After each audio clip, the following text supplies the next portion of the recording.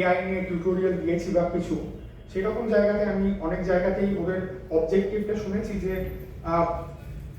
প্রচুর ডকুমেন্টস থাকে, বিশেষ করে বিজনেস অ্যানালিস্ট যাদের কাজ তাদের রিকোয়ারমেন্ট অ্যানালিসিস করে ডেভেলপিং টিমকে শেয়ার করে। এটা আমি আমার রেসপেক্টে বলছি, যেহেতু আমি ওই জায়গায় কাজ করেছি।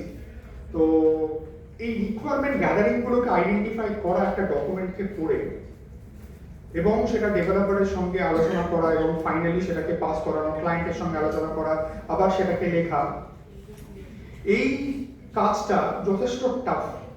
তো এবার অনেক অর্গানাইজেশন কি করতে চাইছে যে আমার অর্গানাইজেশনের জন্য এরকম একটা ল্যাঙ্গুয়েজ মডেল তৈরি হোক, যে ল্যাঙ্গুয়েজ মডেলটা আমার বিজনেস স্পেসিফিক সিস্টেমের জন্য কাজ করবে।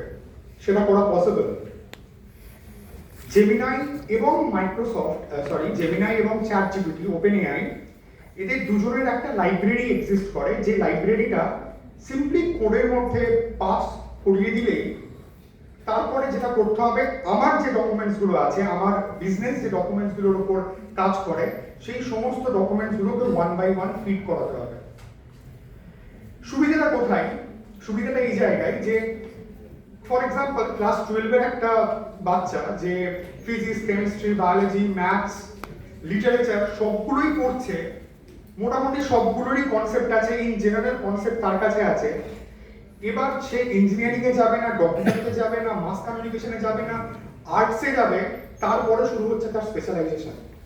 ঠিক সেরকম ভাবেই চ্যাটজিপিটি বা জেমিনাইকে অর্গানাইজেশন স্পেসিফিক এবং অর্গানাইজেশন এক্সপার্ট ট্রেনেবল করা পসিবল, যেখানে ও শুধু অর্গানাইজেশন রিলেটেড ডকুমেন্টসের উপরেই এক্সপার্ট লেভেলে অ্যানালিসিস করতে পারবে।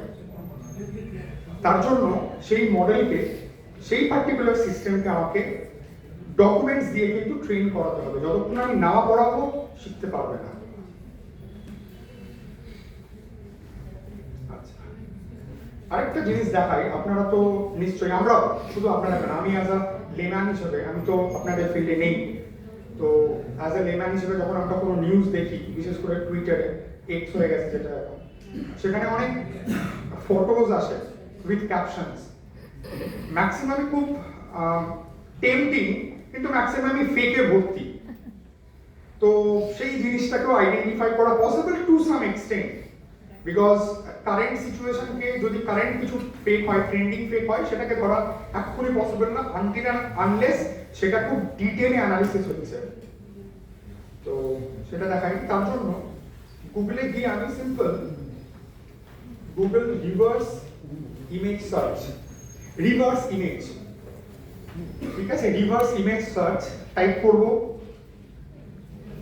গুগলে ঢুকবো না, ল্যাবনল বলে একটা অর্গানাইজেশন আছে, ল্যাবনল, LABNOL, ক্লিক করলাম অ্যান্ড আমার কাছে এই পেজটা খুললো না। আমি ছবিটা দেখাচ্ছি, যে ছবিটার উপর আমি সার্চ করব, এটা আমি টুইটার থেকেই কাট করেছি, স্ক্রিনশট নিয়েছি। টুইটারে ক্লেম ছিল যে দিল্লিতে নাকি ম্যাসিভ ক্লাউড বার্স্ট হয়েছে, তার এগেইনস্টে এটা নাকি দিল্লি ফ্লাডের ছবি।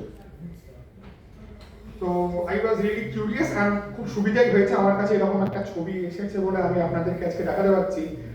নালে ছবি, যখন ফেক ছবি চাই তখন আর কোনো ফেক ছবি আসছে, কোনো ফেক নিউজ নেই। আচ্ছা, এটাকে দেখি, টেস্ট করি।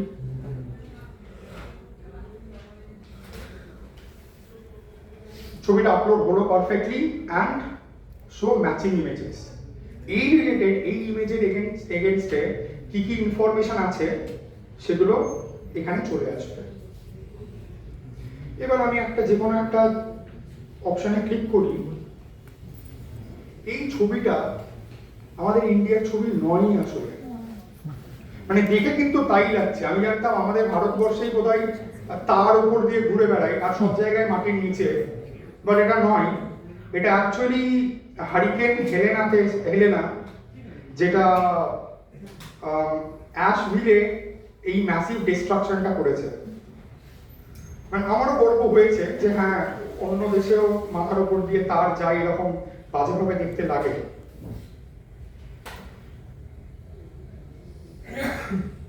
এইগুলো ছিল খুব short একটা quick overview on different platforms